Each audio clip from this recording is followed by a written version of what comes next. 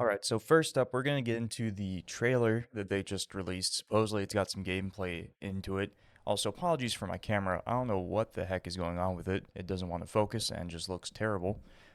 The first thing I want to point out on this trailer is these posters here are actually the posters I have up on the wall there. So that's really cool. I really enjoy that. And alright, let's start it. Attention students! The day so many of you have been waiting for is here. The path to the Quidditch World Cup begins now. Interesting. Your careers will take you to larger and larger venues as you compete for various championships. Okay. If you're looking for even more competition as you sharpen your skills, you'll find there are many ways to compete against the best of the best. With enough hard work, talent, and practice, who knows? Again, I wasn't all the playtests, so it's a little hard to react to some of this. The Quidditch World Cup. When it comes to the wider competition, you may come across some well-known faces. Okay, so going over what we've seen so far, right? It looks good. It looks good. Again, I still think I can't say anything about the playtests. But going over some of the things we see. So obviously we've got the scores up here. Assuming a quaffle is 10 points each time, the score is basically 1 to 0. This is kind of reminiscent of Quidditch World Cup, of some sort of meter, because that's definitely the snitch right there. So I would assume this is how close someone is to either having the snitch come out or something along those lines. And going through here, it looks like we've got a lock on target. He's got the quaffle going in. Looks like positions are marked. That's something else that we see in here, right? Where'd he go? Yeah, so like this guy had a whole different icon. This guy seems to be going for the snitch, so assuming this guy is 2, that's probably the seeker. And you can see that meter again up here is starting to get filled on both sides. So the snitch is already out and the meters aren't full. So you can probably assume that this is how close someone is to catching the snitch. All right. Going through the different arenas and stuff, that it looks really cool, like really, really cool. This is a game I've always wanted. In fact, like just a couple years ago, I was trying to learn Unreal Engine just to make a game like this. Like that was the whole goal and the whole point. And as I was doing that, they announced this game. And I was like, well, I guess I don't have to do it anymore, which was neat. You got the crowd going. Competing for the most prestigious prize of all, the Quidditch World Cup. Right, plays When iconic it characters. comes to the wider competition, you may come across some well-known faces.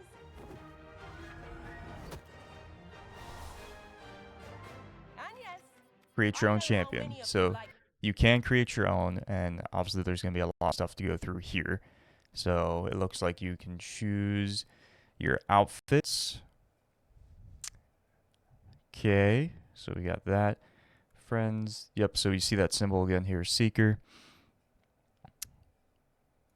Okay, going through the brooms. Looks like we've got a whole bunch of different brooms. And there is the different stats here. So that's actually confirming what we were talking about before. So it looks like you actually do upgrade Broom's stats, which, again, my feelings on that are kind of Maybe this is just for career mode. That would be a thought. I don't think it is, considering it's in the character customization menu. But I don't like that that means people who are going up against people who have fully maxed out rooms are just instantly at a disadvantage. That I don't really jive with that. But that's me personally. We've got different hats. All right. Pretty cool. And it does look like there's a whole rarity system. If you see, this one's like outlined in blue, this one's outlined in purple and yellow. So, and it says legendary over here. It's an interesting hat. Yay, encouraged to stylize themselves however they desire. If we go over here, so there is also different hairstyles. So you actually do customize the character itself, not just the clothing. they desire. All right, that's enough chit chat. Now get to your brooms and get to work.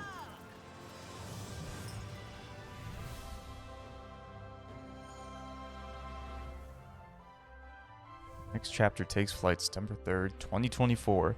It can't come any slower. Available digitally on the 3rd and on the 3rd, standard deluxe edition. Right, so this is the second part of this video I was going to get to, is like I mentioned in previous videos, analyzing that they strictly just mentioned a price for a standard edition. There is a deluxe edition that is available. So we'll get to that here in a second. Let's just wrap this up. Pre-order on to get the Firebolt Supreme Broom skin. Okay. So if you pre-order the game, you get an exclusive broom skin, it seems like. Okay, and here's the deluxe edition. Okay, cool. So I don't even have to bring up Steam for this. So the standard edition of the game costs $29.99 USD, and the deluxe edition costs $39.99 USD.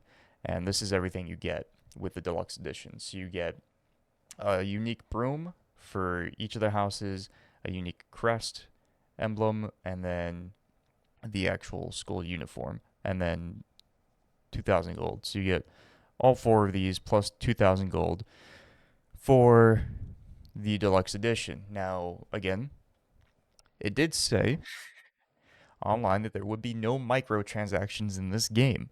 So what is gold used for? Is it just the in-game currency? And hey, you can happen to buy the in-game currency. That sure sounds like a microtransaction to me. But hey, who am I, you know? Okay, and then of course the bonus legacy pack, which we've known about for a while now, is for people who own Hogwarts Legacy and have their Warner Brothers Games account connected to it. You get all of these things. You get the Moon Trimmer broom skin, the Sebastian Sallows hero skin, his wand, an Ancient Magic emblem, and an Ancient Magic celebration. So just pulling up the Steam page here, you can see that we now have the prices here as well. $29.99 pre-purchase. That's the standard edition. Pre-purchase deluxe edition, $39.99. Then they've got pretty much the same description with the digital edition add-on and more about the game. So again, thank you guys for watching the video. I hope you enjoyed it. I was a playtester for all of the playtests of this game, so I do know more than I'm letting on. It's just what I can't say anything about the playtest yet until the game drops. And once it does, I'll be releasing videos with all the tips and tricks I learned throughout the playtest. Obviously, some things will have changed since the playtest, but hopefully it'll give you a nice advantage just going into it, so that way you at least know a little bit about what you're doing in every position of the game. But yeah, thanks for watching, guys.